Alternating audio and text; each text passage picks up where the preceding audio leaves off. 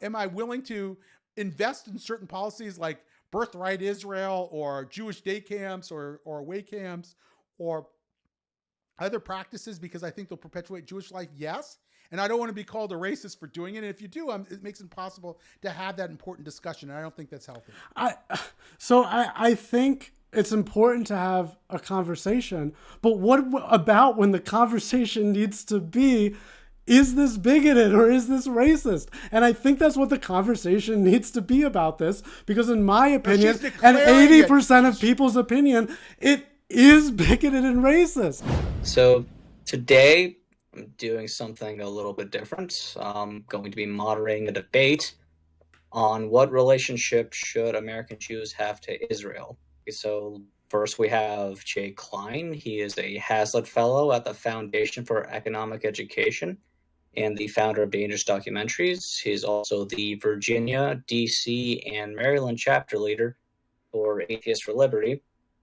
He was the previous director of media production at Foundation Against Intolerance and Racism, and he is also the author of the upcoming book, Redefining Racism, How Racism Became Prejudice Plus Power. And next we have David Bernstein. He is the founder / CEO of the Jewish Institute for Liberal Values and the former president CEO of Jewish Council for Public Affairs and the former executive director of the David Project. And he is also the author of Woke Anti-Semitism, How a Progressive Ideology Harms Jews. Okay, so before we start, let me just break down the rules quickly. We're going to start with about 10 to 15 minute openings from each of you, basically making your case for your positions, what you believe and why. Then we're going to have 15 minute rebuttals from each of you.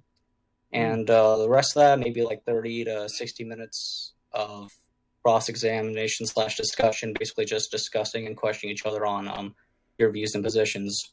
So if you guys finish your points under 10 minutes, that's fine. If you need a little bit more, that's fine. Just whatever. Take your own time. Take your pace. It's up to you. Yeah, I'd actually suggest that we just sort of make our points in shorter increments. I think it could get a little bit much to have 10 minutes. I don't know. Jake, do you have an opinion on that? I have a written opening statement that's you do? Okay. About exactly 15 minutes, but after the opening, yeah, I mean, I think it's good. Okay. Let's go back and forth and shorter. You can make your points in like 5 minutes. That's fine. Just at your own pace. So, Jake, you wanted to start? Yes, please. Thank you so much, Rawling. So first, I want to thank David for participating in this debate. As will come out over the course of this evening, David and I have some significant differences, but we also have many areas where we're 100% aligned. To prepare for this debate, I read David's book, Woke Anti-Semitism, which chronicles David bravely defending liberal values while employed in a Jewish activist network that increasingly punished him for it. David and I are both dedicated classical liberals, and his interest in having this debate proves that you practice what you preach about open discourse instead of silencing opponents. However, when it comes to tonight's topic of what relationship American Jews should have with Israel, I don't think David and I could be at more polar opposites. I don't just believe that American Jews should see Israel negatively, but that they should view the entire Zionist project as out to harm them personally. As I'm an atheist, Rawling is an atheist, and David is publicly identified as agnostic, my argument is tailored towards secular Jews. I intend to try to convince you, our viewers, that the most basic assumptions you likely have about what Jewishness and Israel even are flawed. My views developed out of a lifetime of questioning deeper and deeper into the premises of the modern Orthodox Jewish and Zionist community I was raised in. In a previous conversation between David and Rawling, David accused me of being biased because Judaism wasn't a fit for me. But the views that I have are not convenient for me. They've strained my relationship with my family and friends, and they currently imperil my ability to find new work in the right-of-center activist space that I've spent 8 years of my career in. I was puzzled to be accused of bias, as advocating the same views one's parents taught them to have, one's community sought to reinforce, and that one has spent their career earning their living by advocating, as David has, would seem much better signifiers of bias, not that being biased makes any given argument true or false. There are three primary reasons American Jews are taught they should feel a connection to Israel. One, because of their ethnic connection to both the history of the land and their fellow Jews in it. Two, because Zionism keeps Jews safe from the ever-present threat of anti-Semitism. And three, because Israel is a morally virtuous nation that practices liberalism in a region otherwise hostile to it. Not only are all three of these premises false, the truth is the precise opposite. When it comes to Jews' ethnic connection to the land and other Jews, we must first understand that ethnic Jewishness is a religious idea. The Bible describes the Jews as God's chosen people with an unbroken lineage going back to Abraham. Nonetheless, you have been taught that Judaism is separable into a religion and an ethnicity, and thus that there's a coherent concept of secular Jewishness. In fact, if you identify as a secular Jew, you have taken on belief in at least one core element of the Jewish religion, even if you don't see yourself as religious.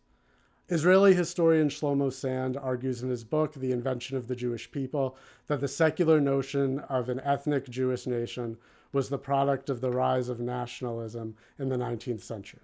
During that period, European nations organized politically around the generally false idea that they were always one people with a shared ancestry. Many Jews, historically persecuted on religious grounds, sought to integrate into these new nationalist communities. But others, including historians who paved the way for Zionism, sought to create a distinct Jewish national identity instead. These historians took for granted the Christian myth that the Jews were expelled from Israel after the destruction of the Second Temple. In fact, there is no historical evidence that the Jews were expelled, but there is substantial evidence that Judaism was, for many centuries, a proselytizing religion that converted many people. Sand's book gained controversy for its promotion of the Khazar hypothesis, which states that Ashkenazi Jews are descendants of a Caucasian people who converted to Judaism without any meaningful amount of ancestry from ancient Israel. But Sand also documented uncontested mass conversions in Yemen, North Africa, and around the Mediterranean. Even looking at the genetic data used by those opposed to the Khazar hypothesis shows that Ashkenazi and Sephardi Jews are more closely genetically related to Italians than they are to each other. And both Ashkenazi and Sephardic Jews are more closely genetically related to modern Palestinians than they are to the Jews who immigrated to modern Israel from Yemen and Iran. Given this, if you're a person who feels ethnic solidarity towards others based on your shared ancestry, perhaps you ought to take your birthright trip to Rome instead of Jerusalem. And before you direct your feelings of brotherhood towards much of Israeli Jewry, perhaps you ought to direct it to the Palestinians, who you're more closely related to. A significant portion of Palestinian ancestry comes from the ancient Jews who, rather than being exiled, stayed and converted to Christianity and Islam. Despite its blatant lack of truth, the idea of ethnic national communities with shared histories that arose in the 19th century had a world-changing impact.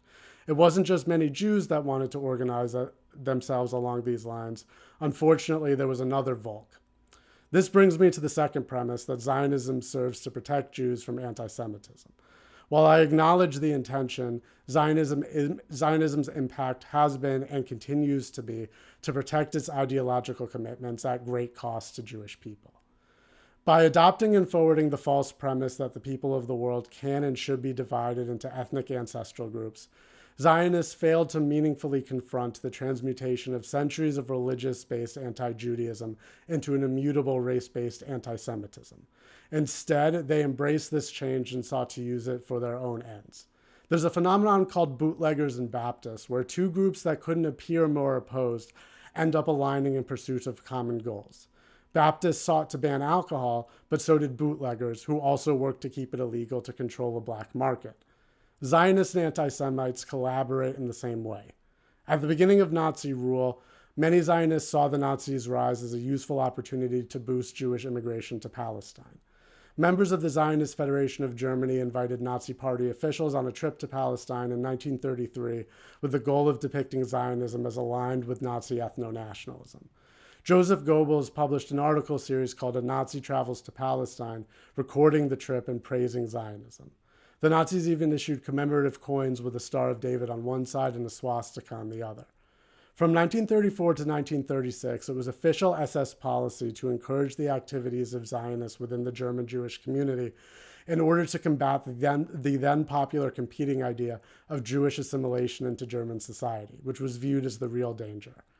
In 1938, shortly after Kristallnacht, David Ben-Gurion, the future first prime minister of Israel, stated, "If I knew that it was possible to save all the children of Germany by transporting them to England, and only half by transferring them to the land of Israel, I would choose the latter.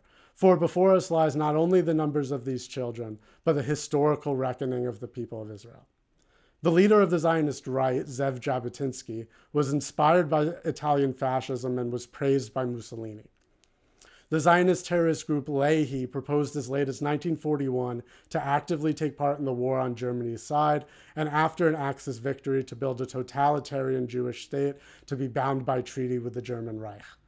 In 1948, the group assassinated UN mediator Count Bernadotte, a famed humanitarian responsible for saving hundreds of Jews during the Holocaust, in order to prevent enactment of a peace plan. Lehi's leader, Yitzhak Shamir, went on to serve 2 terms as Israeli prime minister, during which he successfully lobbied the United States not to admit Jews as refugees after the Soviet Union's collapse, so they'd be forced to settle in Israel. Shamir called past Soviet Jews' decision to emigrate to the US defection. From the beginning, members of Palestine's Old Yishuv, the Jewish community that lived in Palestine before any Zionist immigration, opposed the Zionist movement because they feared, correctly, that it would lead to conflict and endanger them. Palestine had long been home to diverse religious communities, including the Old Yishuv, and Palestinians were originally welcoming of Jewish immigration. So what changed? This brings me to the final premise that Israel is a morally upstanding bastion of liberalism. The British first promised the Arabs a state in Palestine, but also promised Jews a national home there in 1917's Balfour Declaration. They explained to the Arabs that a national home wouldn't mean an independent Jewish ethno-state. But as more Zionists immigrated, it became clear they had no intention of integrating into a shared state. Rather than adopting Arabic, they revived the dead language of Hebrew. Under Ottoman rule, Palestinian land worked by families for generations was split up into deeds and registered to absentee landlords in Turkey. The Palestinians were promised that they could continue to live on and work their land as long as they paid taxes, but under British rule, this property was sold to Zionists, who kicked them off of the only land their families had ever known and refused to hire anyone but Jews. As Jabotinsky's revisionist movement gave steam, more and more Zionists spoke openly about ethnically cleansing the land. The British proposed numerous offers for Jews and Palestinians to govern together in a shared representative system where Jews would be a legally protected group. The Palestinians said yes to plans that would have given them far smaller voting representation than was proportionate to their population, but the Zionists refused any binational offer and would only accept a Jewish ethno-state. The Zionists got what they wanted from 1948's war. In the process, they pioneered the same terrorist tactics used by Hamas on October 7th. Lehi and the fellow Zionist paramilitary Irgun, led by future Israeli Prime Minister Menachem Begin, conducted intentionally brutal massacres on Palestinian villages for the expressly terroristic purpose of frightening Palestinians into fleeing their land, as documented by Israeli historian Benny Morris. During the massacre itself, surrendered Palestinians were executed. A captured baby was shot before its mother's eyes, who was then shot herself. Bodies were mutilated, and women were raped. According to Zionist military Plan Dalet, it was a war goal to empty and conquer villages well past the borders promised to Israel in the 1947 UN partition plan. At the war's end, approximately 750,000 Palestinians, about half of the Arab population, were expelled or fled. Unusual after a war, civilians were never allowed to return. Instead, Israel passed absentee property laws to reassign their land to Jewish owners. In 1967, Israel took control of the West Bank, Gaza Strip, and other territories. Israel claims it started this war in a preemptive strike, but had previously received intelligence from the United States that their Arab neighbors were not planning to initiate an attack. Israel retains control of the West Bank, where over 2 million Arabs continue to live under Israeli military control without receiving equal rights with Israelis, nor with the West Bank's over 500,000 Jewish settlers, a situation that has been accurately described as apartheid. In 1977, Israel came under the control of Begin and Shamir's Likud party and has governed Israel for the majority of the time since. Likud's founding charter states that between the sea and the Jordan River, there will only be Israeli sovereignty, a sentence that has been called anti-Semitic when flipped to be said by Palestinians. Likud and its coalition partners represent the interests of the now mainstreamed settler movement, which seeks to make Palestinian self-sovereignty in the West Bank impossible by establishing the Zionist presence as an irreversible fact. Likud's co-founder Ariel Sharon rushed to support the settlers after the first settlement was founded when a group of Zionists pretended to be Swiss tourists, booked rooms in a West Bank hotel, kicked out the hotel's owner, and claimed the property as their own. In the interest of making it so that there's no credible Palestinian partner for peace, Likud has intentionally propped up Islamists, including Hamas. Benjamin Netanyahu was quoted in 2019 explaining that anyone who wants to thwart the establishment of a Palestinian state has to support bolstering Hamas and transferring money to Hamas. This is part of our strategy, to isolate the Palestinians in Gaza from the Palestinians in the West Bank. All of this history was disheartening for me to learn, but my intention in this debate isn't to leave American Jews with a hopeless negativity. Instead, we can look back to what led the Jewish people down this path and identify a better direction. There's a figure in Jewish history I admire named Israel Zangwill. Zangwill was born in Britain, but his father survived the brutal pogroms in Russia. Knowing the pressing need to save Eastern Europe's Jews, Zangwill became an early leader in the Zionist movement.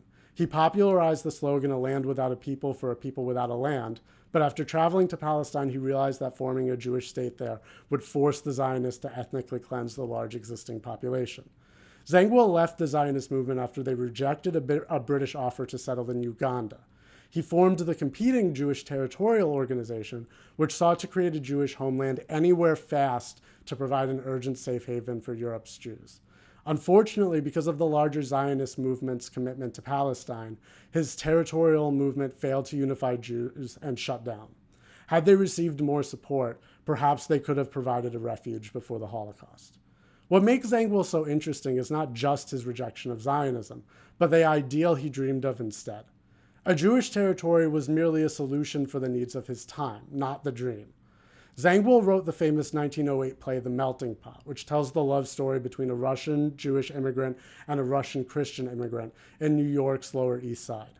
The story's twist is that the woman's father led the pogrom that killed the Jewish man's parents. Despite this intense past, in America, she no longer needed to be a Russian and he no longer a Jew. America was the great melting pot in which the best from every ethnic group could be adopted by all, the worst from every ethnic group could be left to the dustbin of history, and a new American ethnogenesis could take place to forge us as one people. Historians believe that the origin of the Jewish religion came from a merging of tribes in the region of Israel who believed in two different gods, El and Yahweh. By merging these gods in the origin story of these tribes, one had the story told in Genesis and the other the story from Exodus, it brought them together as one people. Today's Judaism does the precise opposite. It causes Israeli Jews to see themselves as a separate people from the Palestinians, and those who believe in the false premises of ethnic Judaism in America, too, separate themselves from other Americans in a smaller way. As I've said, I believe secular Jewishness is an incoherent concept, and thus I do not identify as one. Instead, I think of myself as an ex-Jew, or perhaps even better, a post-Jew. My philosophy could be called neo-assimilationism. Zangwill's dream of integration died in the eyes of most Jews with the Holocaust. The assimilationism that had been popular beforehand went out of fashion as Jews doubled down on their identity and solidarity with each other. David, in his book, describes his intense rage after witnessing a fellow Jew hide their identity while David was experiencing genuine anti-Semitism. I think entrenching our differences from others in response to hatred is the wrong way. Instead of taking on the identity anti-Semites place upon us, in a world where the Nazis were defeated, Jews finally have the freedom to be one people with their neighbors, just as the ancient Israelites sought to. If you're looking for an identity in a people, Israel is the wrong place to look for it. Instead, choose to be fully one here with Americans, or even better with the people in your state, or best with your neighbors and whoever the people that make up your day-to-day interactions are. You today live in the place where Zangwill's dream can be possible, but it can only become a reality if you choose to take part in it. Thank you. Great. So, David, if you would like to go, you can go right ahead. Okay. I don't have a fully developed presentation, but what I thought I would do is actually hit on some of Jake's perspectives. And, I think I would have included some of the material. I think we are polar opposites on sort of our historical narrative and our understanding of what it means to be Jewish. Jake started out by talking about sort of the ethnic Jewish nation and saying that was sort of a fabrication in a way, that it in a false consciousness. I found it interesting, though, that toward the end of his remarks, he talked about a better direction for Jews, which in some ways actually assumed the identity language of a Jewish ethnicity. So, in other words, if you're going to talk about Jews in any way, shape, or form, in a way, you're saying that it's a relevant identity. You're saying that there has to be some authenticity in that identity, no matter how it emerged. You're saying that it didn't come from nowhere, and so somehow that that exists beyond just religion. Now, I believe that religious identity does transcend religion. I mean, Jewish identity does transcend religion in many ways. There's a saying in Judaism that before the Jews ever came to Mount Sinai, which is when they were theoretically formed as a people, as a religious community, they were slaves in the land of Egypt. In other words, the Jewish experience of peoplehood precedes our religious identity and our religious questions. Even if one doesn't believe in the historicity of that claim, it's still become the popular Jewish consciousness. That's how Jews see themselves. My mom is from Baghdad, Iraq. She came here when she was in her early 20s. My family in Iraq probably can trace their lineage for several thousand years. And interestingly, the religious Judaism and Jewish identity that she practices is not that different from the Ashkenazic Jewish experience. There's a common language, a common vernacular, even though those peoples have been separated for hundreds of years. So something kept this sense of being part of a Jewish people alive all those thousands of years. My mom, when she came to the United States, married an Ashkenazic Jew who's my father. And so clearly there was a cultural, religious affinity between her upbringing and her Iraqi Jewish upbringing, which is different than my father's European upbringing, but still nevertheless brought them together. You see this among many Israelis, by the way, as well. Like almost all my cousins who are second or third generation Iraqi Jews are intermarried, if you will, with Ashkenazic Jews, and they have a very common identity. So whatever the historicity of Jewish identity, and I'm sure it comes from multiple places. I'm sure some of it was from assimilation. I'm sure some of it comes from some forced conversion. Jewish identity today has a coherence to it. We understand ourselves in a certain way. And it's got at least as much coherence as something like Palestinian identity, which is a very new identity. Palestinian nationalism was created around the time of Israeli nationalism. In some ways, it was a response to Israeli nationalism. And that's where I really go to the sort of the historical narrative of 1948. Large percentage of Palestinians, I can't tell you off the top of my head, but a large percentage of them weren't actually indigenous to the land. They hadn't been living there for 100 years. They came as laborers and day workers to work in Jewish farming settlements and the like. You can actually see whole families that have the name of Masri, which means Egypt. In other words, they're from Egypt. They trace their lineage to Egypt. You see that a lot from the Gazan community. So the idea that somehow there were all these indigenous Palestinians and the Jews came to replace them is just not historically true. Jews came, they bought land in historic Palestine. They bought land from a variety of sources, but especially from Ottoman owners. I have no doubt that this history was not entirely just at every moment, that there were people who were kicked off their land. That happens in literally every single conflict situation ever. And the fact that especially going back 75 years ago, 100 years ago, of course, there were Jews who came, bought land, kicked Palestinians off the land that they had once saw themselves as owning. I have no doubt that happened in many situations. Certainly, my parents and my entire family from Iraq were systematically dispossessed of their land. Like my mom had a house. My mom had wealth in Iraq. I have no claim on that at all. I have no fun. So clearly somebody took over my parents' wealth in Iraq and forced my family out to either come to places like the United States or Canada or Israel or wherever they could go. So, I mean, that's just, I think treating that as some kind of historical aberration is very dangerous, and to somehow think that negates their authentic claims in today's world, 75 years after the State of Israel was created, which really, I guess, goes to my fundamental problem with Jake's narrative. It treats Jewish peoplehood and the Jewish experience as sort of sui generis, as if it's somehow not completely have a piece of how every single tribe has come to be and laid claim in certain areas. Jewish peoplehood is interesting in some ways because it restored its claims to an area where it had not exercised sovereignty in a long time. But that gives it, to me, greater authenticity, not less authenticity. And really, I have to say, and this is where I really found, like, if I had started and I had written a narrative about the Arab-Israel conflict as Jake did, I would have given much more nuance. Like, there was nowhere in Jake's narrative that the Arab world sought to destroy Israel. And I mean, there was a campaign of complete and utter genocide. Had Israel lost the 1948 War of Independence, Jews would have been massacred. Okay, they won. Okay, they won. They were the stronger party. They won. They were the more organized party. They won. But they would have been murdered, mass murdered, and that's nowhere in that narrative. You mentioned the 1967 Six-Day War. There was intelligence that the Arabs were not necessarily going to invade. By the way, that's a contested claim, and there's a lot of historical debate about whether the Arabs would have eventually invaded in 1967. They closed the Gulf of Aqaba to Israeli shipping, which is an act of war.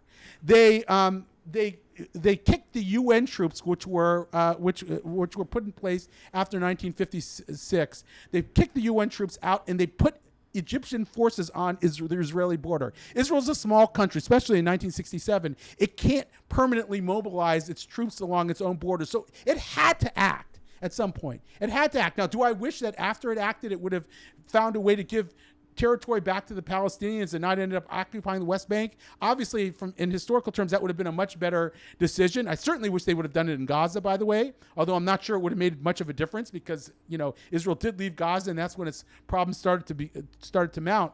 But the bottom line is, afterwards, again, missing from your narrative is the famous three no's on the part of the Arab League: no recognition, no peace, no negotiations with Israel. That happened in Khartoum, Sudan, right after the Six-Day War. Again, this idea that somehow Jews and Palestinians could be one people, I mean, it just defies reason.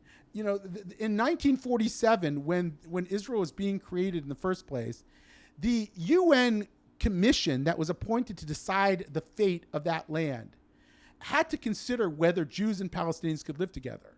And they came out with a majority report and a minority report. And the majority report found that that the Israelis and Palestinians could not operate under a single state. They would have murdered each other. It was not possible. You had the Hajj Amin al-Husseini, who was the Mufti of Jerusalem, who had explicit ties to the Nazis and wanted the mass murder of Jews. There was no way that there was going to form a common polity. And we have to understand that you're not dealing with the same people. Jews and Palestinians are not the same people. I don't care how their ethnic religious consciousness developed and whether there was some point in time when Palestinians might have been Jews and so forth, or Jews were something else. It doesn't matter. That's not who they are today.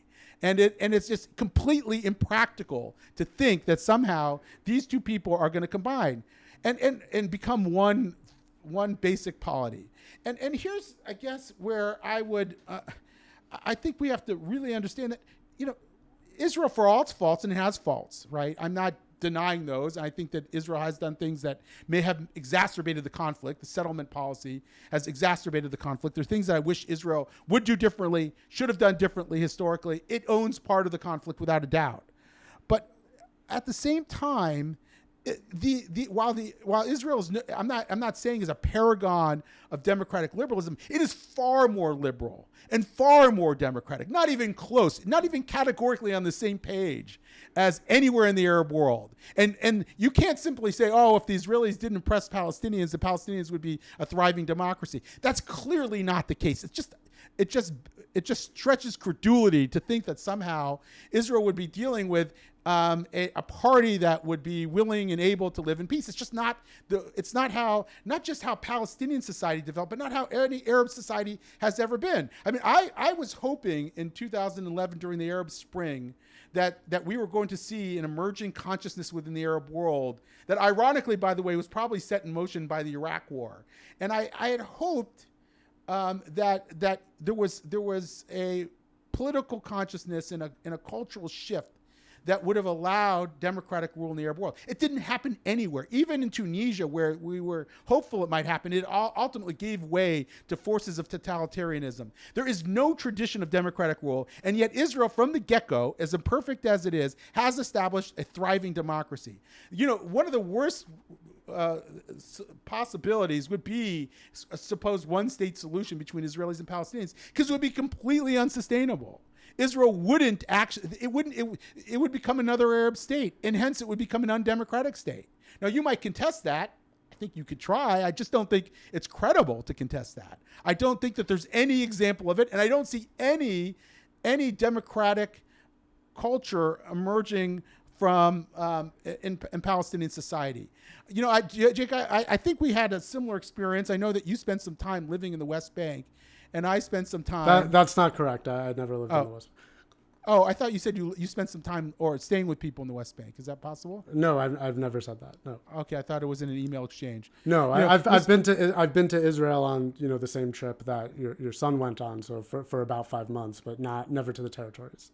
Okay, I might have gotten that wrong. Then I apologize. I had actually spent some time going on a trip to the West Bank, spent 5 days in the West Bank with a group of Jews who were brought into various refugee camps, and we met in Ramallah, and we met with Palestinians of different stripes and viewpoints and the like. And I have to say the experience actually had the exact opposite effect. Now, there's no question I felt empathy toward the Palestinians who were living under difficult conditions, without a doubt. There's no doubt that that Palestinians have a difficult, like going through checkpoints and alternative roads. It's just not a comfortable existence. Yet, in my entire time there, I did not hear one Palestinian leader take any agency, any responsibility for the conflict at all. And in some ways, their narrative mirrored yours, Jake.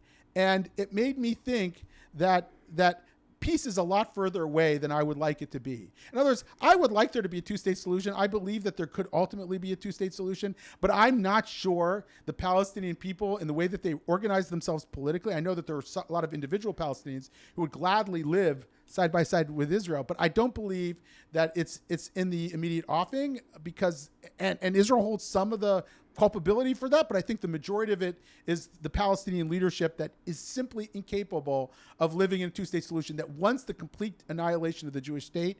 You see that in Hamas. Even if the vast majority of Palestinians, and Hamas is a pretty popular force among Palestinians, even if the vast majority of Palestinians don't like Hamas, Hamas can easily take over. I mean, Hamas won the elections in I think it was 2009 elections with in both Gaza and the West Bank, because it was the more popular force. It was the more legitimized force. And it is a force that calls for the complete annihilation of Israel and the Jewish people. It is a Islamist force. And I actually think that whatever views you have and wherever they come from, Jake, around Israel and so forth, has clouded your judgment about what is true radicalism and where it comes from. I think there's absolutely no comparison. Sam Harris gave a really powerful monologue that I listened to this morning about Israel, 5 myths around Israel, and he was saying, like, there's a huge difference between the moral order of a democracy, as flawed as Israel is in that way and imperfect as it is, and a completely totalitarian culture that is built still on radical Islam, largely, not entirely, but largely built on radical Islam. And I think that's completely missed in this narrative that you weave about it. So why don't I end there? Let me say one last thing. I do identify strongly with the Jewish people. As Jake noted, I consider myself an agnostic. I don't have a strong sense of whether God exists, doesn't exist, or if I've joked that the God I don't believe in is not the spaghetti monster in the sky. It would be a very different understanding of God, if you would even call it a God. And yet I do identify strongly with the Jewish people. It runs through my veins, and that consciousness itself is just as authentic as any tribal connection can be, no matter where it comes from. And I just think it's ridiculous to think that we're going to go back and claim that someone else's identity, however gained, is inauthentic. Like I don't do that with Palestinians. I mean, I could do it. I could critique Palestinian identity. I don't spend any time doing that. I assume that their identity is authentic. They see themselves as being a people, so they're a people. And they've seen themselves to be a people in the last 75 plus years. So they're people. I have to contend with them. There are right-wing Jews, extremist Jews, who do exactly what you did with the Israeli narrative. They try to call into question Palestinian identity. They say it's a false consciousness. I don't do that because I don't believe it is a false consciousness. I believe that people authentically believe that they are part of a people, even if it emerged, even if they came from different parts of the Arab world. So I can't imagine applying a different set of standards to Jews in Israel. Thank you. Okay, so Jake, you could, if you would like to make a 10 to 15-minute rebuttal or less, if you need less time, you may go ahead. Sure. I don't think I'm probably going to need that much time, but I wrote down as much as I could of what David said to try to respond to the points. So, one thing David talked about repeatedly is, in the Peel Commission, it said that Arabs and Jews couldn't live in peace. They're two separate people now. They can't live together in peace. The Palestinians have a record of terrorism and trying to destroy Jews. I'm not necessarily a proponent of a one-state solution at this stage. I just want whatever is going to bring peace to the region, and whatever I think, and people who have inspired me like Shlomo Sand think about the possibility for a unifying Israeli binational identity. I recognize that there's major obstacles to that happening. And it's because people are entrenched with a very different worldview. And even if I wouldn't like them to have that worldview, I have to live in a reality that recognizes that they do have that worldview, and I'm likely to be unsuccessful in convincing them. So the narrative that I laid out in my opening statement is the narrative that I would like to provide to American Jews and what American Jews should think. In terms of their relationship to their identity and their relationship to the state of Israel. Within the region, I am for whatever works and whatever can bring support from both sides to have whatever brings the most happiness and respects the most individual rights. And I recognize that the best hope for that right now is probably a two-state solution. I'd be okay with a three-state solution, make it a four-state solution. I'm also an advocate of national divorce. I'd love the United States to actually not all be one country and maybe break up into separate regions and stuff so that we can have more local sovereignty. So, maybe Gaza can be in its own country and the Negev and Eilat can be its own country. I mean, I don't know. I'm not saying that would work by any means. I'm just totally saying that, I'm good with whatever can bring peace, given that the situation now is different than, what it might have been going back to the early Zionists if things went in a different direction. But I do think it's important to understand the history that I laid out, and the history, again, I want to plug Shlomo Sand's book, The Invention of the Jewish People, about how Jewish ethnic identity was created in the 19th century. So David, you said, your Iraqi mother and your father from a different background, They did find, that they had a shared culture, and religion is a large part of culture. Not all of culture is ethnic per se. If you took Christians from any place around the world who are converts, I think you would find that they potentially have a very large amount in common culturally and get along. So, and you talked about, regardless of how it came about, there is a Jewish ethnic identity now, and it exists now. So, what are we going to do about it? I agree with that. And that's what I said just before about in Israel. We're probably not going to get rid of it there. And so have a two-state solution or whatever and have peace. But in America, we're in a little bit of a different situation. In America, I maintain my position that, and it's not at all just Jews doing this, by the way. I think both you and I are an opponent of identity politics when it arises in many other groups. But, I extend my view on identity politics to this group, which is I would like to see an American ethnogenesis. I would like to see the dream that Israel Zangwill had come to fruition. Please, everyone watching, read the play, The Melting Pot. It is beautiful. It is art. It's not, a like nonfiction exposition. It really, through the characters, like really makes you feel how amazingly beautiful this vision is.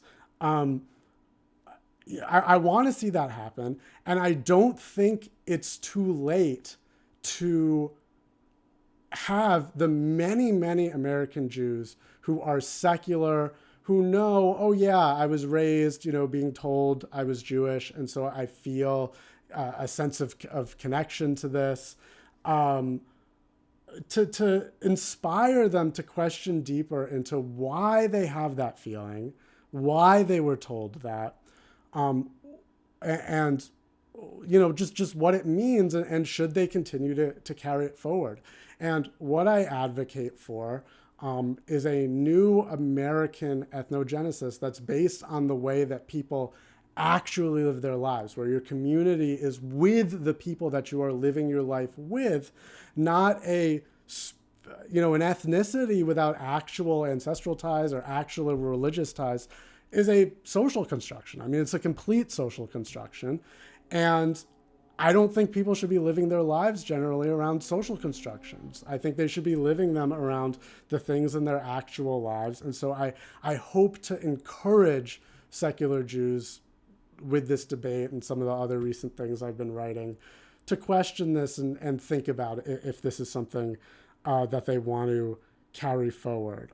Jake, do you want to pause there for a second? Because I think you've said a lot Sure. about, and I think some of those things I think we could focus on actually. We might even agree on a couple things as well. So listen, for the other reason why I proudly identify as Jewish is I think the Jewish people are great, and I think they brought tremendous contributions to the world. I think a lot of your own tradition of argument actually emerges from Judaism and Jewish life and practice and so forth, even if it had a slightly different connotation. In it, the Talmudic tradition is a tradition of argumentation among rabbis over many years that taught the world in some ways how to argue. And you can a lot of what we consider Western law and so forth emerges out of the Jewish tradition. So I think there's a greatness to Jews. Obviously, if you look at the number of Nobel Prize winners and you look at humanitarians and you look at the philanthropists at any hospital or cancer research center, and you're going to see tremendous number of Jewish names on those lists. And that's not an accident. That emerges out of very specific cultural milieu that Jews have created over many, many years. And you see this cross-culturally, by the way, but particularly in Western countries. So I think there's a greatness to Jewish life that's worth celebrating and feeling and identifying. I want to talk about identity politics. And here I think that the discourse around identity politics actually, and I'm going to write about this, by the way, I just haven't gotten around to it yet, is actually wanting. people identify all kinds of ways. I'm a fly fisherman, for example, and I tend to identify with other fly fishermen. And I could, even though this hasn't happened, if, we're going to build a house in West Virginia, and I can imagine getting together with other fly fishermen, meeting with them all the time, and finding common cause and being part of that tribe of fly fishermen, because we enjoy fly fishing and we want to preserve our rivers, and there's all kinds of things that we have in common. With each other. And by the way, we'll engage in a kind of identity politics that's probably conceptually difficult to distinguish from an ethnic identity politics. And so what is identity politics? I mean, look, if you imagine the civil rights movement without identity politics, there are identity politics worth running. There was no way that Martin Luther King could have helped create the civil rights movement with others without having some sense of being part of a common historical tradition and practice a kind of identity politics. There were authentic grievances that blacks had in America against the way they were treated. They asserted their grievances on the public stage, and that you could argue is a legitimate form of identity politics. Identity politics is not, in my view, illegitimate in and of itself. It's illegitimate when it does certain things. Right? It's illegitimate when it does certain things. So what are those things that it shouldn't do that make it illiberal? And this is where I think we should distinguish between sort of a liberal identity politics and an illiberal identity politics. So if I tell you that by virtue of my identity as a Jew, you have no right to talk about anti-Semitism, or if I tell you because I'm black, I have a lived experience which gives me an unmitigated right to define what that is, and that you must actually accept my definition of the black experience and of racism and everything else. To me, that's a specific kind of identity politics, which is a liberal in nature. And I think we should push back against that hard. I, by the way, try to be very intellectually consistent about that when it comes to anti-Semitism. When Jews and my own people say that American Jews have a right to define anti-Semitism, they're using actually the terminology of wokeness in a way. They're saying, well, my lived experience allows me to define it, and you must then listen to everything I say. I actually reject that. I think that that's not true. It's illiberal in nature. It tries to end the discourse around anti-Semitism. So because I'm not willing to do that with racism, I'm not willing to do that with anti-Semitism. But I'm not. So that's where I think identity politics runs into a problem. The other area is when identity becomes so exclusive, when we define ourselves in identity categories that are so exclusive that make it impossible for us to identify with other people in a larger setting, in our own communities, as you would say, in my own neighborhood, as you might say, or as Americans, you might say. I think that that's the kind of identity politics that's also toxic in nature. In other words, there's some aspects of identity politics that I think are completely banal and absolutely necessary, in which our society actually needs to thrive. Because we're going to organize as groups in various ways. We need to organize as groups. Groups have legitimate grievances against the larger society, as I described in the civil rights movement. I think maybe my fly fishermen have legitimate grievances at the pollution that the government of West Virginia is allowing to be dumped into the river. So we're exercising our rights. These are rights that we exercise as individuals, but also seeing ourselves as part of a collective. The kinds of identity politics that I think are worth rejecting are the kind in which we make exclusive claims of knowledge, that we try to shut down the conversation, and in which crowd out every other form of identity and connection between people. And I think that's the kind of identity politics we should stay away from. And so I think defining identity politics too broadly is very squishy and doesn't make much conceptual sense. And maybe one last thing about Jewish identity. Look, I do identify with Jews around the world. I do identify with Israeli Jews. I experience that, right? There's that identity. All identity in some ways is a social construct. I mean, there's no identity that's not a social construct. It didn't come from nature. Tribalism, the tribal impulse may come from nature, but all identity in some ways is a social construct. I've said this before. In some ways, when I go to Israel, I am acutely aware that I'm an American Jew, right, who grew up with a very specific American culture. And I've said this to groups that I've talked to. I remember saying this to a group of teenage Latino young women who were about to go to Israel. I said, in some ways, I have more in common with you as a Latino American who watches the same TV shows and enjoys some of the same cultural aspects of American society than I do an Israeli. But in other instances, my Jewish identity brings me in closer affinity to Israeli Jews. And I don't feel any tension in that at all. I mean, so what? So in some ways I feel more my Jewish identity trumps my American identity. Other times my American identity trumps my Jewish identity. And I don't care. I don't sit there and worry about it that much. I think that's natural. I think a healthy person in a healthy society allows ourselves to navigate between multiple identities. What happens next is we just got a rebuttal from both of you at this point, so I figured we can do like the next 30 to 60 minutes of cross-exam discussion. You guys could just discuss your thoughts on each other's points and arguments. Okay, let me respond, and then I have a couple questions I can ask David for a cross-examination. So first of all, just on the first thing, my first response to you, just one more thing I wanted to say is you brought up a lot about the problems with the Arabs and the problems on the Palestinian side, and I do believe that the original sin in the region was the creation of a Jewish ethno-state in a place that had a different population. But once you follow from that, I do not at all defend many of the actions that were taken to stop that were, or in an attempt to stop that were in themselves unjust. The Arab states saying at one point, we're not going to negotiate with Israel. That's obviously not true now. Things have really changed in the region. But I think that's terrible. I'm happy to call all of that stuff out. But I also don't think we should be judging Israel by the standards of a region that's a complete mess. And so, this is a state that was founded primarily by European settlers that interacts in a lot of European events.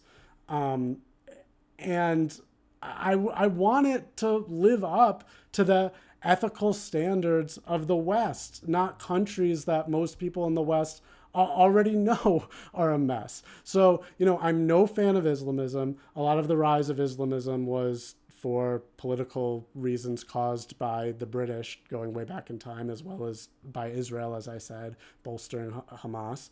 But just because in times of British rule, they made it hard to organize around other things, doesn't mean that I'm justifying what they have chosen to organize around very often, which is Islamism.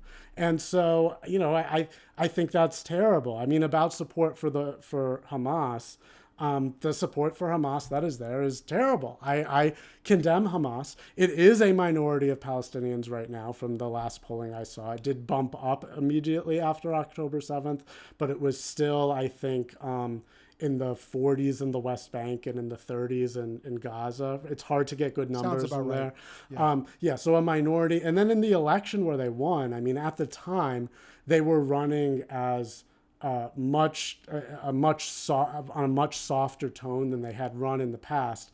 And Fatah was extremely corrupt. It continues to be corrupt. And so if you look at the exit polling from the elections, it's like almost 80% said that they voted for Hamas because of issues with corruption. And like 60% said we want Hamas to change its stance about peace with Israel.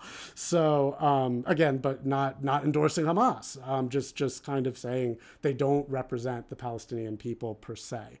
Okay, so then getting into the identity stuff that you just talked about. So, you talked about, I think that the biggest thing where I disagree is the first thing you said, which is that you feel pride in what other Jewish people have accomplished. And I am one-to-one aligned with Daryl Davis on this, who I worked with when I was at FAIR and is a hero of mine, who has said, you need to have pride in your accomplishments. It doesn't make sense to have pride in what other people did.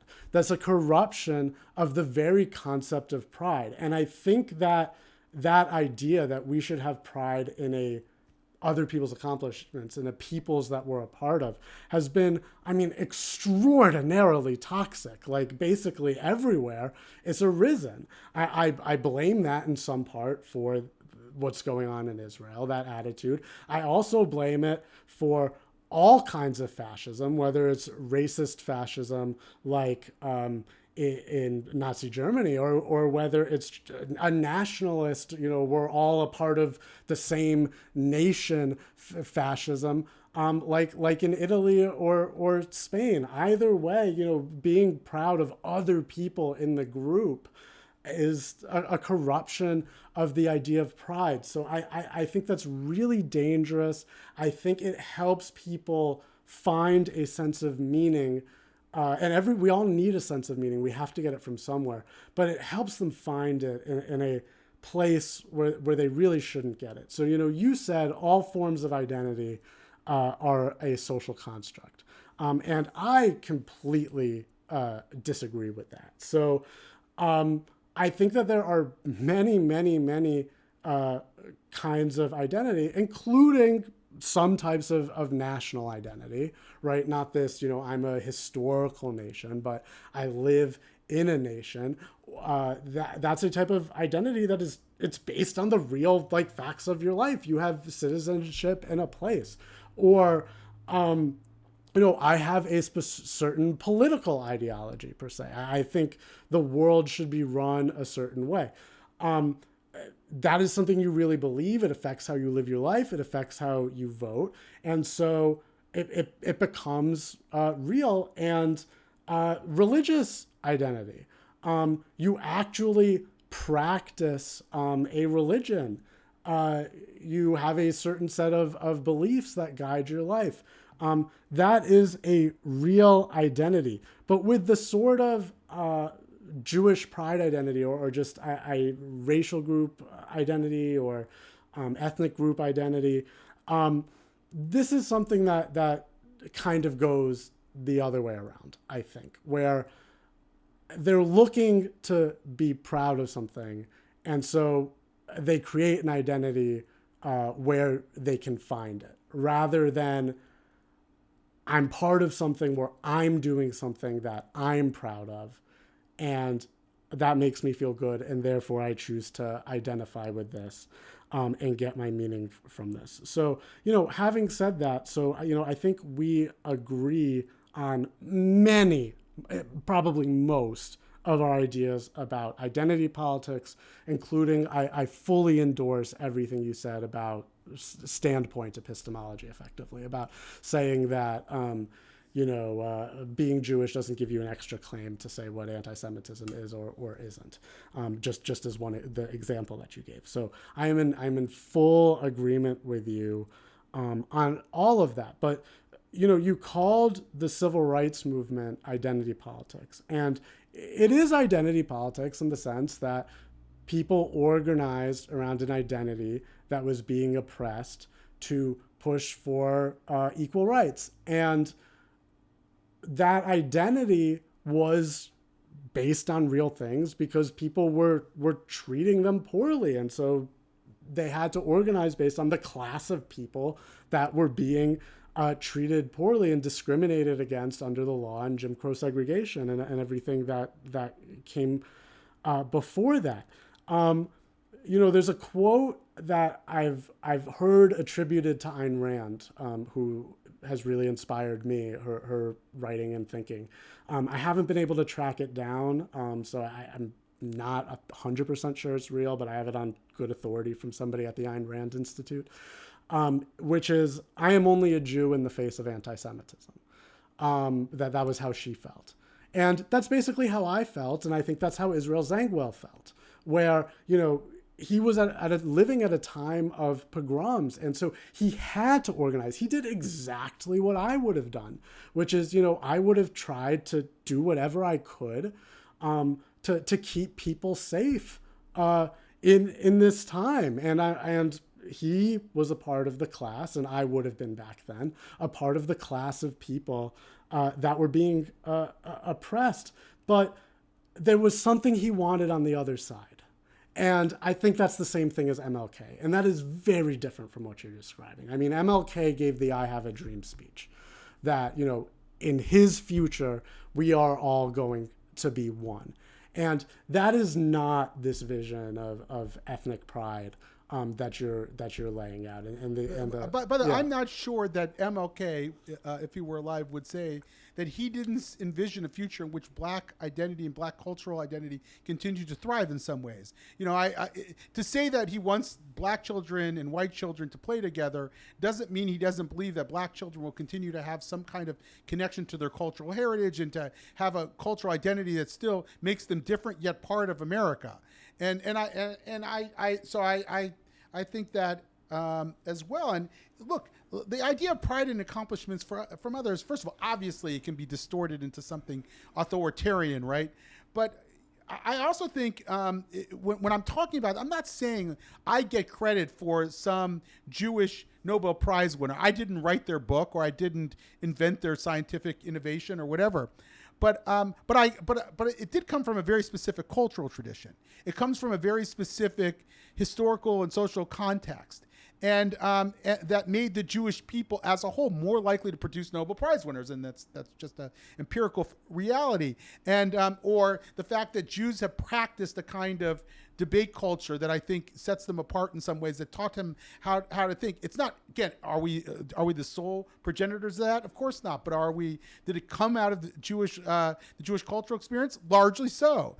And it's not, now, if I don't practice any of those things, in other words, if I act in a way that goes against those values or those cultural norms, and in a way I'm not living up to that. But my pride is not that I've accomplished all those things, or that makes us collectively great, and that everything that we do therefore can be justified, because that's obviously that obviously leads to authoritarianism. But rather to say that those values themselves that came out of that historical experience, I think are worth being proud of, and and being proud of them allows us to defend them, and being proud of them allows us to spread them, and being proud of them allows us to transmit them to future generations and through our culture. And this is where I really think you go off track in some ways. Like, look, if Americans didn't have a sense of pride in the people who created our great Constitution, for example, who put forward our society, who created our society, if we didn't have a sense of kinship to them and to that vision, not just the vision, but to some cultural affinity that was also sort of patriotic in nature, we wouldn't defend the country. We would have never stopped the Third Reich from destroying all of humanity and from it's 1,000-year rule. You need that. People need that. We need to be able to, and at times it even has to become a bit dogmatic in nature if we're going to be able to defend ourselves against others who have that strong sense of affinity and who want to use it for evil purposes. Societies need to have a sense of that. Again, it must be bound by democratic norms, right? It must be mediated by other values besides just nationalism or just patriotism. But that doesn't mean those things are not mutually exclusive. And I think if brought into proper balance, we end up with the best societies that have ever existed. Like even the society that you talk about, like, if America splits into regionals, will live better. Well, like, that's an untested proposition. The best society, the best country that's ever existed, or some of the best societies are societies like the United States. Is the United States. Like, I don't see a better model out there. Like, and I'm not willing to give that up for some fanciful idea of what happened if we divided ourselves along regional lines. I think humanity would be worse off if that happened. Even though I see that there are things that divide us. I mean, sometimes it's hard for people in Texas and people in California to relate to each other because they are distinct culturally in many ways. But I still think that national identity actually serves everyone and has served everyone well. And you haven't come up with anything better yet. And I wouldn't want to give up something so powerful in the scheme of history that and that has brought humanity to a better place. So I just think that, and I'm making a larger point. You can disagree on my American my tribute to America, but what I'm saying is that I think the idea that somehow that doesn't serve a cultural purpose, a survival purpose, I think is just wrong. Oh, okay, so I don't want to get sidetracked down into national divorce because that could be a whole other debate. But I just want to plug a book by a man named Ryan McMakin called Breaking Away. That's the thing to go to on that. It has been tested before. It's been very successful. But that's a debate for another day, so I won't spend any more time on that. Okay. You talked about, I guess, certain cultural things that you want to keep alive, and one of them is Jewish debate culture. You said, and there's a story you tell in your book about the fact that every Friday night, I think, with your family when your kids were growing up, you would have them pick a topic to debate with you, and I just want to tell you, I loved that. I mean, that is beautiful. I think that's a wonderful thing to do with your family, and I thought it was cute, and I thought it was really good. As you know, I come from an Orthodox background, and I debate with my family very often. They have accepted me, despite my opinions on their beliefs, although that wasn't easy. But I just think I mean, there is so much that, I was raised that if you can question certain things, you can question and debate within a range. But if you go past a certain line and those lines are drawn, very much too narrowly, that is a real problem. And you are not treated well by the community. And I think the stronger somebody, more attached somebody feels to this identity, the more asking the questions that challenge it really feel like threats to them. And so, my debate was sometimes welcomed and sometimes welcomed in areas where, I wouldn't have expected it. When I was in high school, I took a class on modern Israel. If you haven't mentioned yet, you sent your children or at least one of your children to the same high school that I went to, which was a Jewish Zionist day school. And, they taught an extraordinarily whitewashed version of Zionist history. But, I was already starting to investigate these questions at the time. And, I asked very challenging questions and, was treated nicely by that teacher.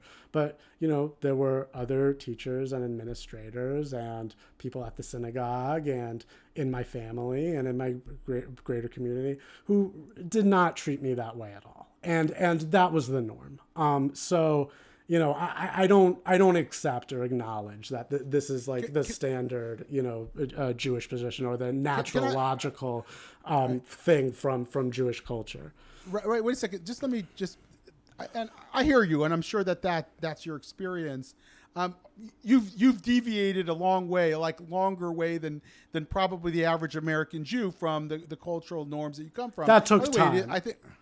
I understand, but I'm not saying that Jews and Jewish culture are always open to every point of view and that it's easy to deviate. I'm saying that within Jewish life, there was a tradition of debate that teaches one how to have arguments that can ultimately exceed the parameters that the culture gives us. I actually write about that in the book as well. I talk about going to the yeshiva. It's a seminary in Israel and studying there and being trained in sort of the Talmudic discourse that helped teach me how to argue. I also, by the way, studied Western philosophy. I was a philosophy major. That also taught me how to debate.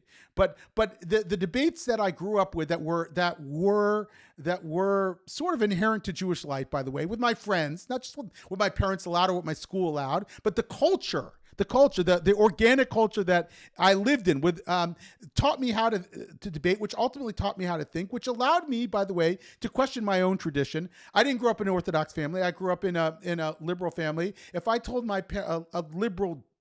a religious sense, if I told my parents that I didn't believe in God, which I probably was even agnostic at that time, they would not have batted an eye.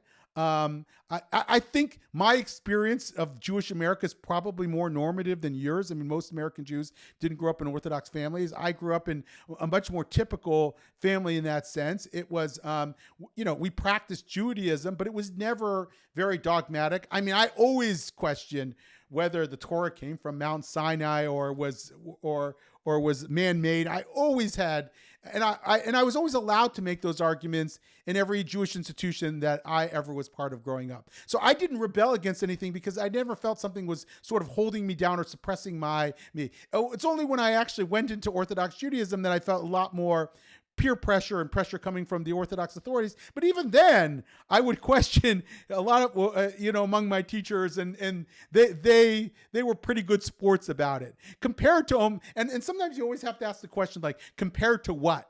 Like, compared to other groups, compared to other societies? I mean, Israel's flaws compared to what? Like, I'd almost want to go back maybe to the previous discussion we were having about that, because I think to understand what's best, we have to understand what to compare it to. Like when you said, for example, that we shouldn't judge Israel by the ethical standards of a very dysfunctional region.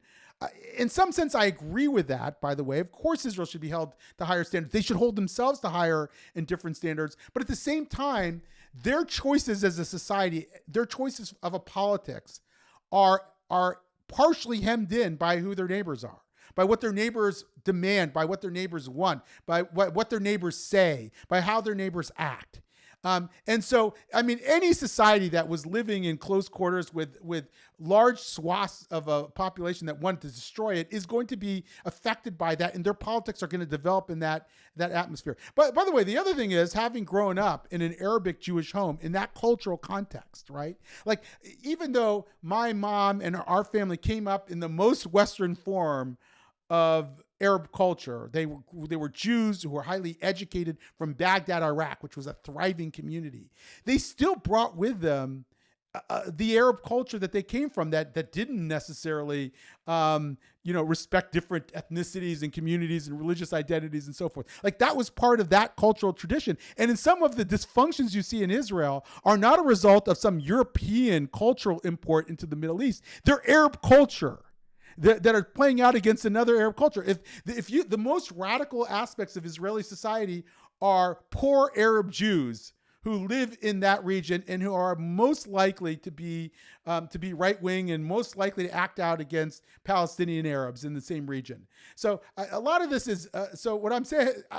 I'm saying is that our understanding of Israel's choices are based on what we compare it to. We have to be able to compare it to what exists around them and what choices it forces on them. And my understanding of Judaism and Judaism's flaws and Jewish life flaws, also I compare with other traditions around me. I mean, I think at least the form of Jewish life I was raised in gave me more opportunities to engage with the most varied set of issues, the most dedicated form of liberalism that you could find. I mean, ACLU that I worshipped when I was a teenager, the ACLU of that time, was dominated by Jews. I mean, Ira Glasser was the head of the ACLU. I think it's David Goldenberger was the Jew who defended the Nazis' right to free speech in Skokie. Like that's part of my Jewish heritage too, and that comes from and was at the time opposed by the majority of Jews in the country. But it's still, look, obviously there are cross currents in Jewish life. I don't know, by the way, what the majority of Jews thought at that time. I don't know that there was a referendum taken. There were Holocaust survivors that were in Skokie who were deadly opposed to Israel, to the Nazis' march, for sure. I understand why they were opposed, but there was a deep civil liberties tradition within the American Jewish community. The American Jewish establishment, from the American Jewish Committee to the ADL to the main organs of Jewish civil life, all supported the ACLU's argument in the court case with the Nazis. So I think that there's something that you've been influenced by that, whether you're deeply influenced, that your rebellion is influenced by that culture as well. Yeah, but I don't think that culture is like per se Jewish. I mean, you're basically identifying anything that is done by Jews or by a certain amount of Jews at least as as Jewish, I don't think that's correct. So I want to address that point. Before I address that point, in terms of, how Israel has to act relative to its neighbors, Israel has a very unique founding relative to the region. It was an export of Europe. It was almost exclusively Ashkenazi Jews going there until during the war, during and after the war, many Arab Jews had to move there because they were being kicked out of their country, which I condemn, and it is terrible. The things that the Zionist movement did in the British Mandate era really paved the way for the things that are going on today, including the settlement movement, including its need to have an ethnic majority. I don't believe Israel can be a democracy and be in control of its demographics by not granting equal rights and equal voting rights to people under its military control. So it will become another Arab state if that's the case. Well, no, I mean, the result of that, that's not the true. inevitable result of that is that you would have a tremendous influx of people claiming citizenship, Palestinians.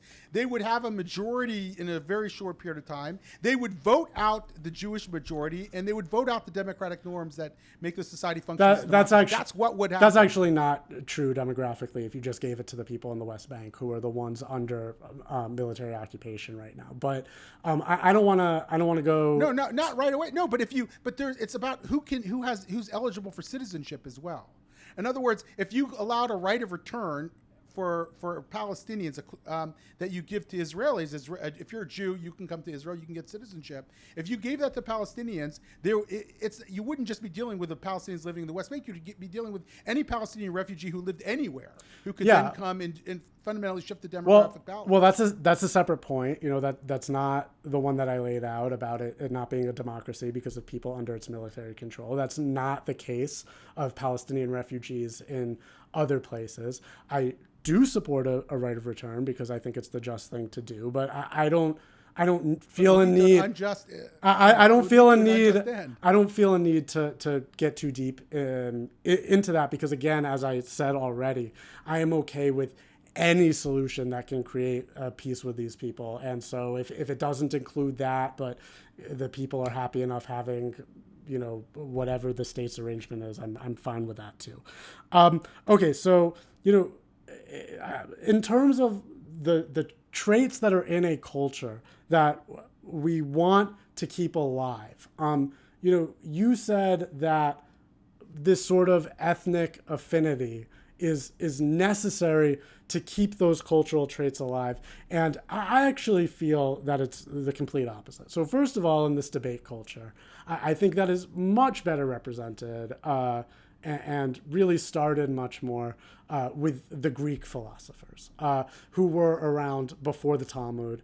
And unlike Jewish culture, which was more insular and keeping these traditions to themselves, within their religious community, the Greek culture spread around the world.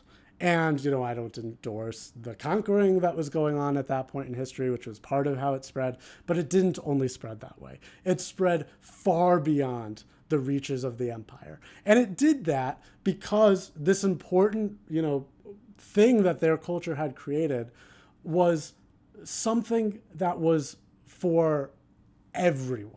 And I think that when we create these larger groups, I have an article about the Israel Zangwill's melting pot on my Substack, The Black Sheep.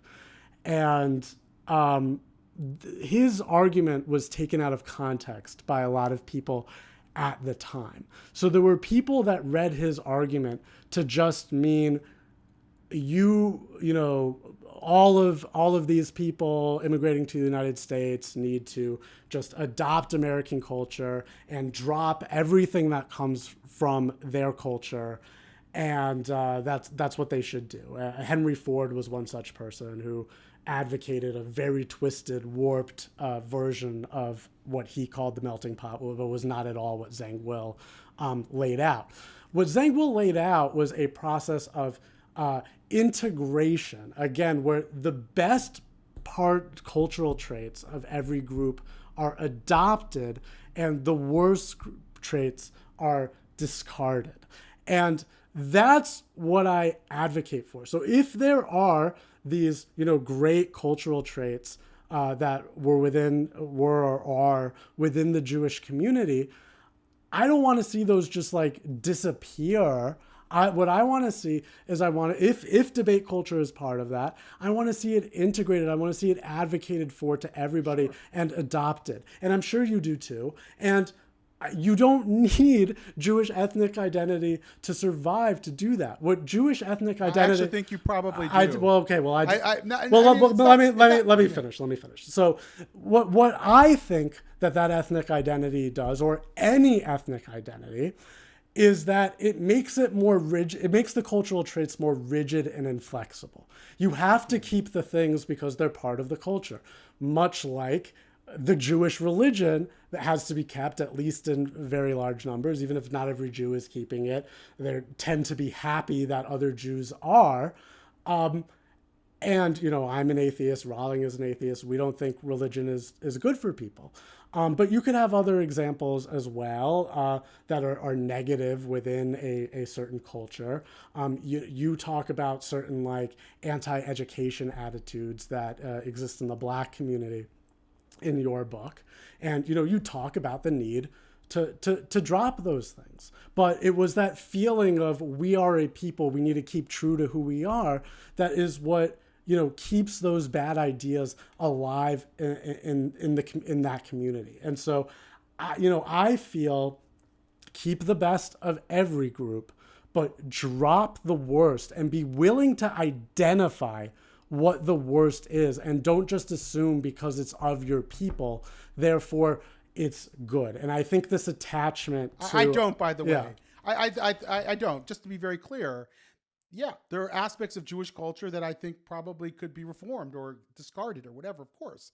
I do think, though, that ideas travel in larger sort of cultural conglomerations, right? That you just can't break everything apart and assume that you can easily splice it back into a new whole that will be completely secular in nature. It's not how ideas work. It's like, I don't meditate, but I know that there are a lot of people do, and I'm sure that there's tremendous value in meditation, and yet it emerged out of also a dogmatic tradition of Buddhism that created it. And I think that there's probably some aspects of meditation that are fully integrated into that dogma. In other words, you can't just get the perfect meditation without having some aspects of that. There are aspects of belief, by the way, that I don't have as somebody who's a secular person who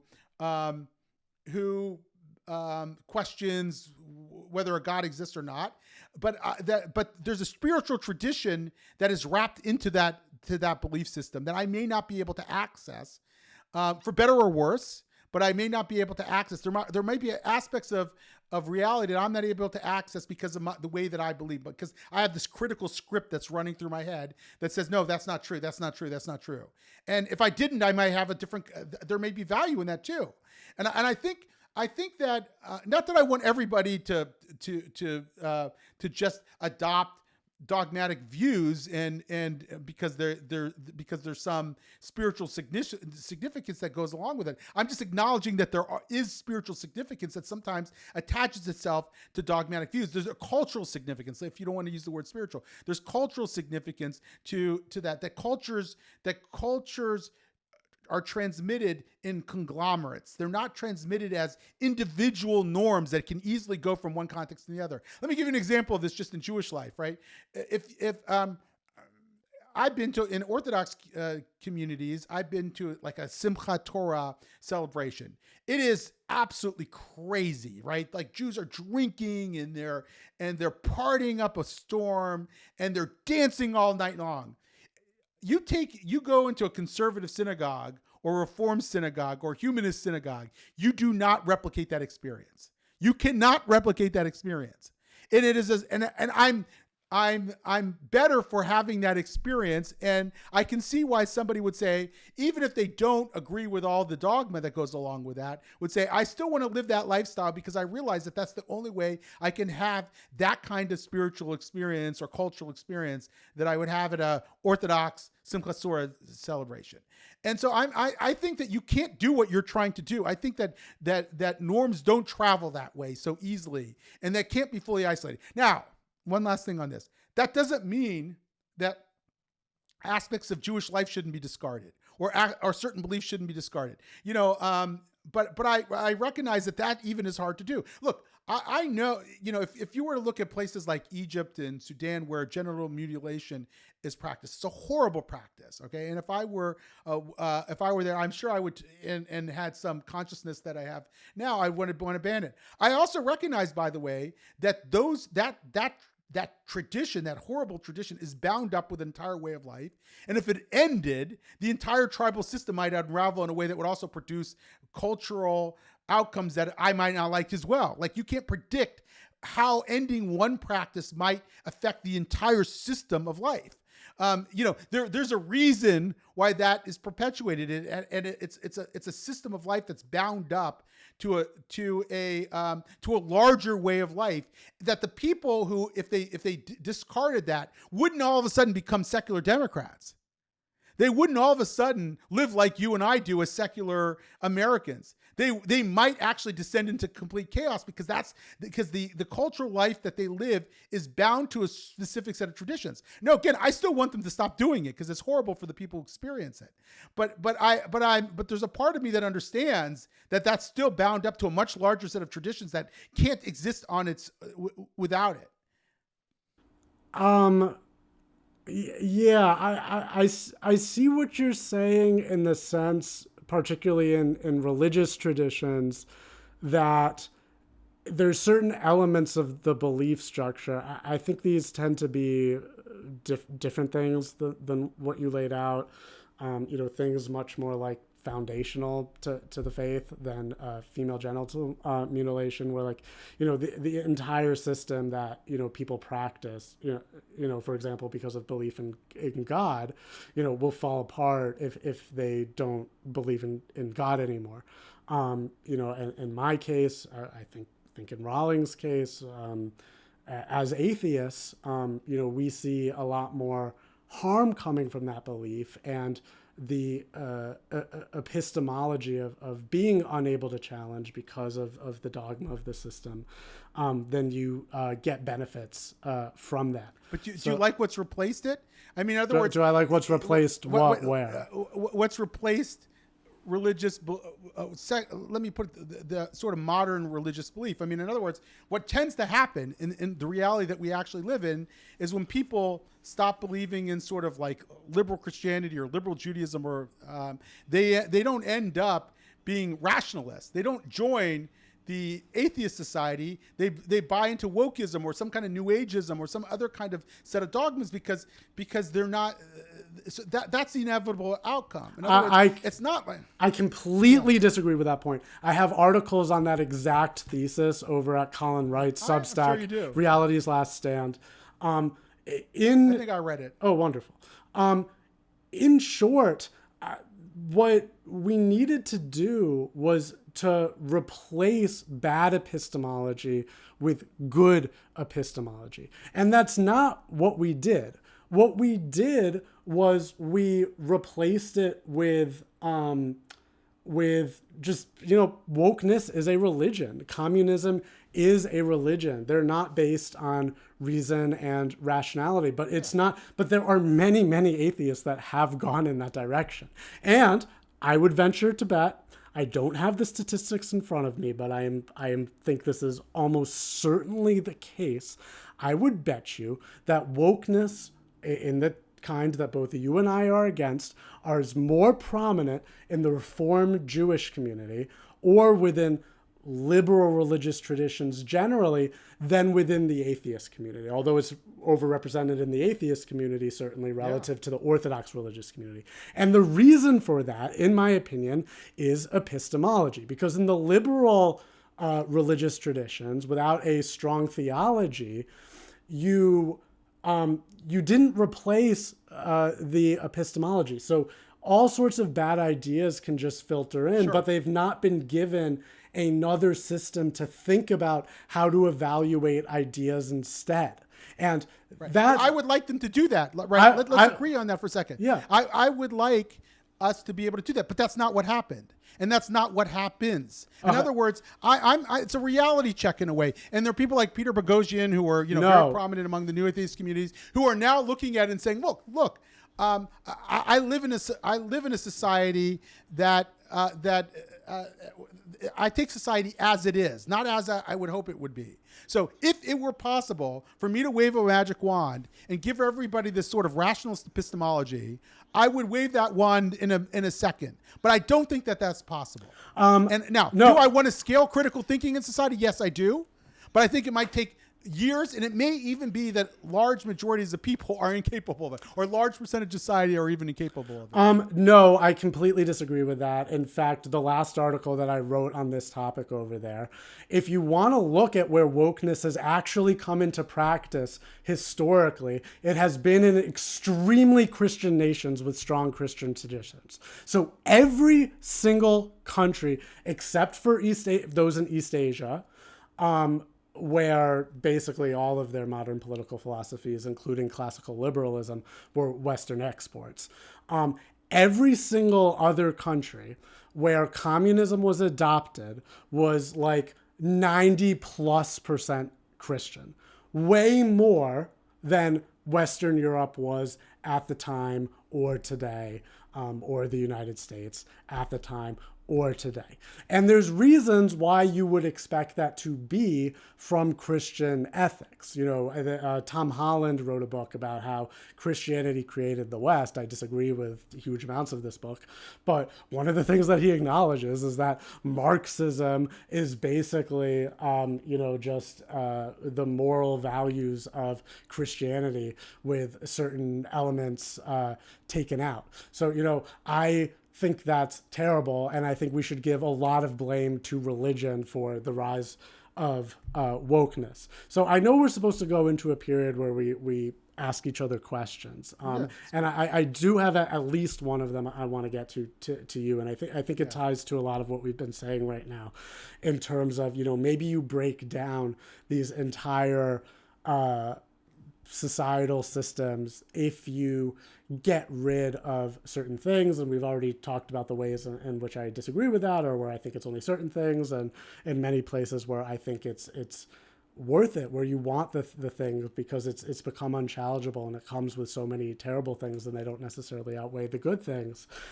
nor is it necessary to save the good things. So there was one section of your book that there were a number of areas that I disagreed with, also more areas than I disagreed with that I did agree with. But there was one that actually hit me emotionally and really kind of bothered me. And I think it speaks to this issue of what are you willing to do? What bad things are you willing to do to keep this whole system continuing? You wrote a lot about how you think Jewish continuity is important, by which you explained you meant continued marriage of Jews to Jews. As an agnostic, you didn't seem to mean this in a religious sense. You said you meant it in an ethnic sense. And, you complained that, there was this one person who, seemed woke to me in many other ways. And so I'm sure we both wouldn't agree with her or didn't like her or wouldn't like her. But, she said that opposition to intermarriage is bigoted. And you took issue with that being called bigoted, and you said that it was necessary to Jewish continuity, and that is very, very important for people to continue advocating for that. And this is a personal issue to me because, I have a great aunt in my family who I never knew, and I think died a couple of years ago. But it came out to me that, she was excommunicated from the family because she married a Catholic. And, I understand why you wouldn't want religious intermarriage. Religion is a different thing than ethnic identity. I'm somebody that is going to marry, hopefully, my girlfriend, who I love very much, and she is not Jewish. And before my grandmother died, she met a previous girlfriend, and who was also not Jewish, and that was the first girlfriend that I brought home, and she accepted her, and I think she did that because of the past of what happened and regretting that. And that was very meaningful to me because she had said for a long time that, even when she knew I was never going to be Jewish religiously, that I should still marry a Jewish ethnic person. And she would say that over and over again. And so that acceptance meant a lot to me. And to make sure that I was just on the pulse in terms of what I was thinking, when I read you saying that, I went on Twitter and I just asked, taking religion out of the picture, is it bigoted to oppose intermarriage between a Jew and a non-Jew? And I've only started talking about these Jewish issues publicly very recently. My Twitter following is not built on that at all, so I don't think it should bias the sample. And over 80% agreed that was bigoted. Right. Okay. Let me just respond.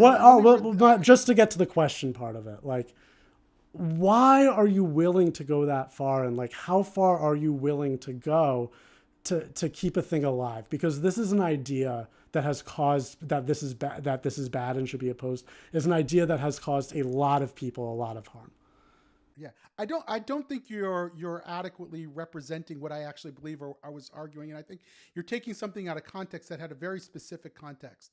What I was saying in the book was that wokeness was corrupting our ability to have conversations. So there was a conversation on Jewish continuity and identity, how to transmit Jewish identity into future generations, and there were disagreements on how to do that.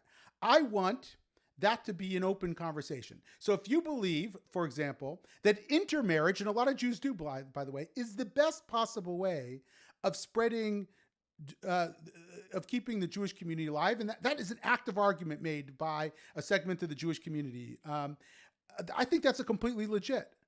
And if you believe that that we have to push for in-marriage, and by the way, pushing for in-marriage does not mean that I'm going to excommunicate somebody else or even judge them negatively if they choose not to marry somebody outside of the religion. It just means that there are policies that you can do to push for them. You can do Jewish summer camps. You can send people to Israel because those things are proven to actually transmit Jewish identity. It's not about saying that you and so what she was doing by making this argument was making it impossible to have that debate within Jewish life. I want that debate to exist.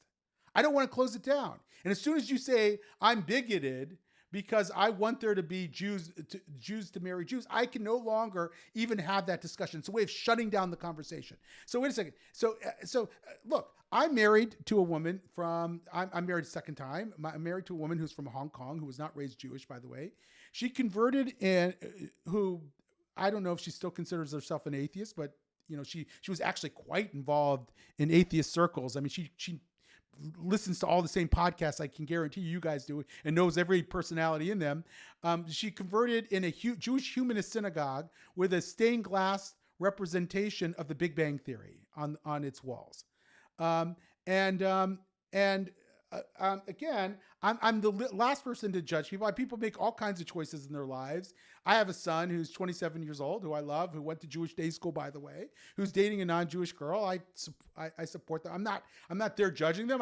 If they come to my house, I invite them over for dinner. I treat her like I would treat her if she grew up Jewish in New Jersey. So I'm not judging them.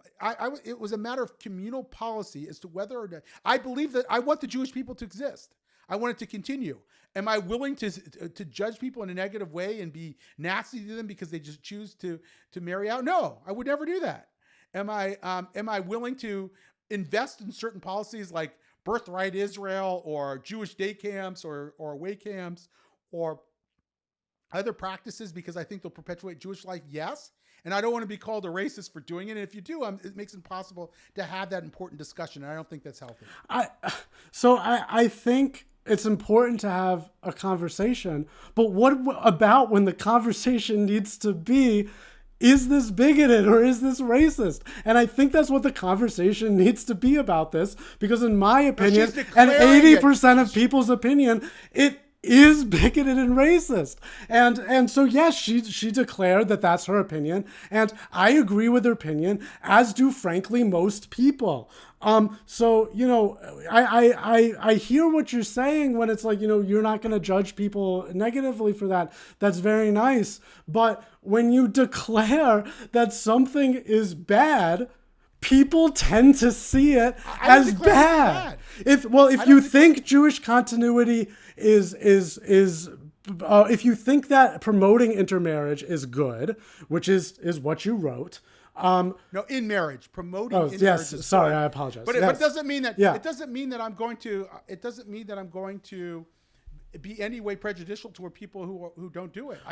That's the majority of the Jewish community. That's today. great for you, Of course not. but that's a very inconsistent position to hold, because again, if you think in marriage is good, then it means intermarriage is bad, and people that think something is bad tend to look down on the thing that is bad. And that's how everybody else is going to take that idea. That is how they've taken it historically.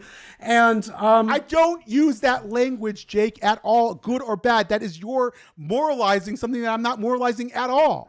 I'm saying that there are certain policies that lead to different ends. And I'm not saying that one's good or bad. I don't think it's bad to intermarry. I think I completely understand why somebody would do it. Maybe I would too. You could argue, some of my friends probably secretly think that I'm intermarried now. Okay, I'm not making that. I'm not assigning any moral status to it whatsoever. I'm saying that certain policies are more likely to bring Jews together in a way that will perpetuate our tradition. Now, that doesn't mean I'm not. But I'm not. Which you think is good. Judging. And so something that goes in the other direction is bad. No, I think that's ridiculous. It's absolutely ridiculous. No, it's not good in a moral sense. It's just I want the Jewish people to survive. Why? Why? Because you think it's good. No, I think it brings, look, I want fly fishermen to survive too, by the way. I want my fly fishing community to thrive. Well, I agree with you that fly fishing is good. Because, you want it to survive because it's good. But if a fly fisherman deviates from fly fishing and doesn't want to be part of my damn fly fishing club of North Potomac or whatever you're going to call it, then that is fine. Like I'm just saying that there's certain policies that I can promote that might make fly fishermen identify as a group, be more likely to do certain things together. I'm not assigning a good or bad to that at all. It's not a moral judgment at all. I think if people gave up fly fishing, the response of the fly fishing community would be something along the lines of, "Oh, that's a shame," and they would move on. But they would think it's a shame because it's bad, and they would move on because it's not the thing in their life that gives them the deep sense of meaning. And ethnicity for people is.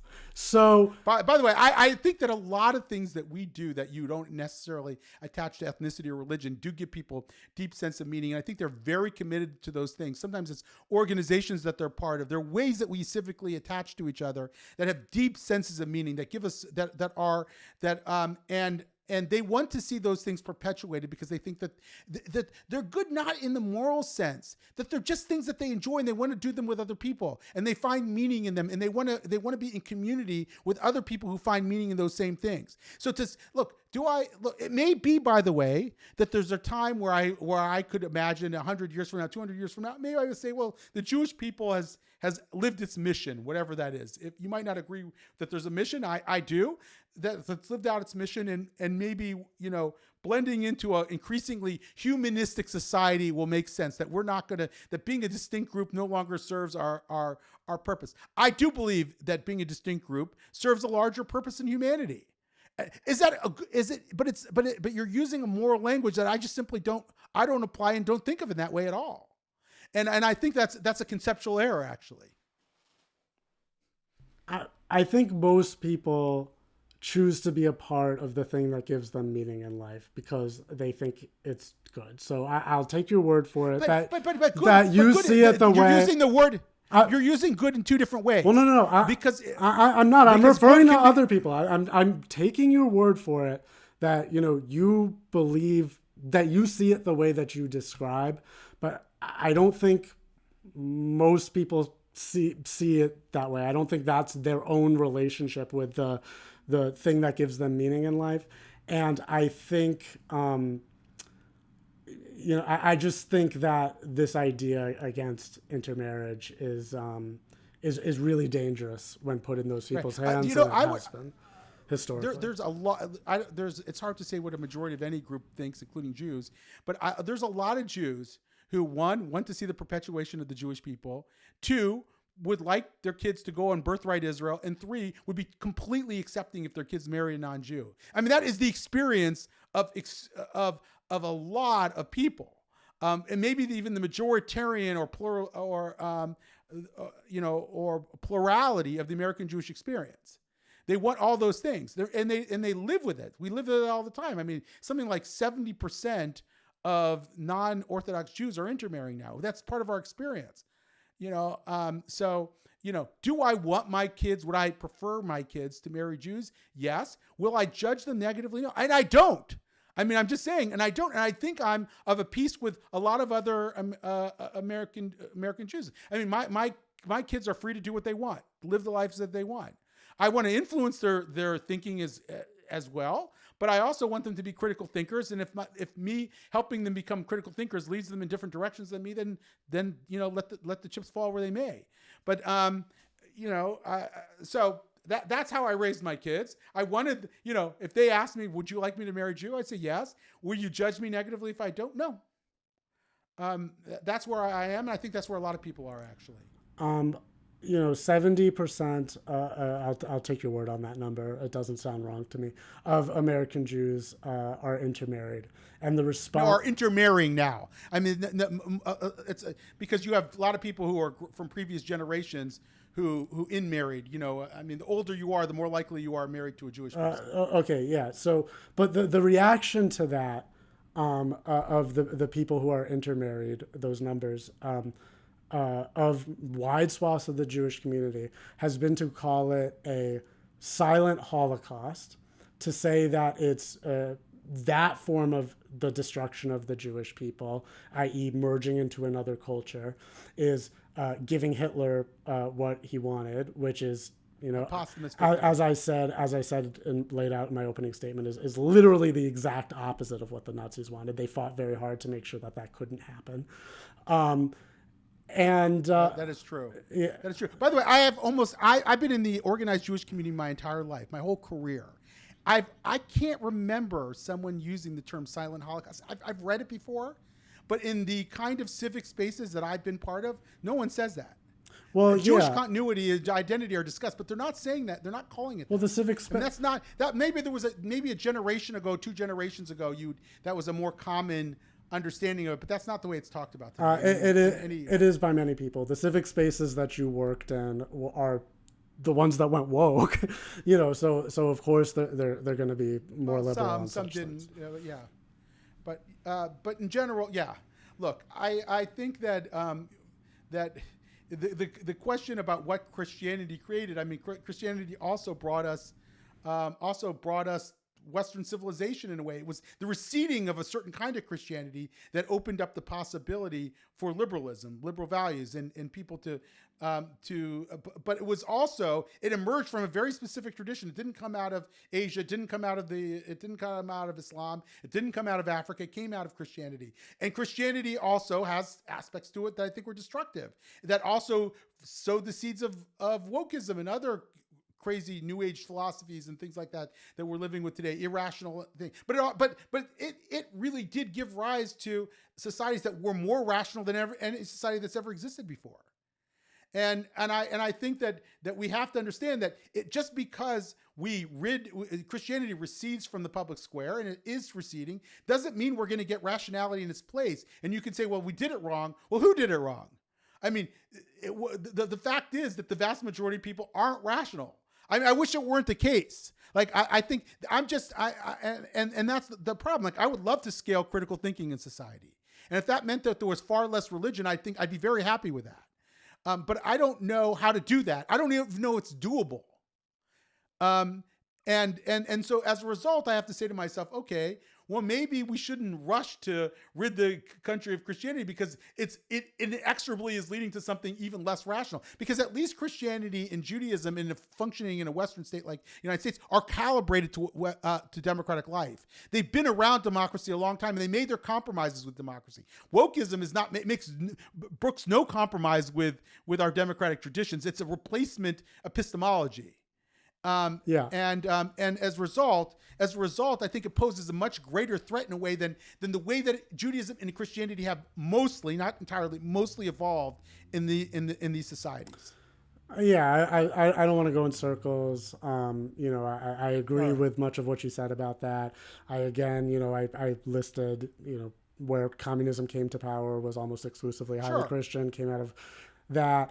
I do think much of the Western tradition of reason and rationality that we do have is not thanks to Christianity. It's thanks to Greek and Roman culture. I do think classical liberalism and certain rights respecting viewpoints, there's elements of Greek culture that comes out of, but it mixed with Christian culture in a way. So, I would, I'm not a person that thinks Christianity. I would agree with that. Yeah, I'm not a person who thinks Christianity has had all negative impacts on the world. I want to save much of it in a more secular form, and also Judaism for that matter. I think there are many good things in our culture that did come out of Judaism, but the good things in our culture that came out of Judaism are, I think, the ones that we don't really see as particularly Jewish anymore. They've become everyone's domain. All right. I think it's a wrap. Well, we went for nearly 2 hours. I think it's pretty good. Yeah, absolutely. Thank you for hosting. Thanks for agreeing to this. First time I've ever done this. I wasn't sure if I should have got involved a little bit more, or if I did just enough. I mean, there are times where I felt like I wanted to say something, either in agreement with David or in agreement with Jake, but I thought that would definitely ruin the point of moderating. Well, maybe you'll do it in future podcasts. So I better go. I'm getting up really early tomorrow to catch a flight, and I'm not packed. So I better go do that. But good to talk to you both.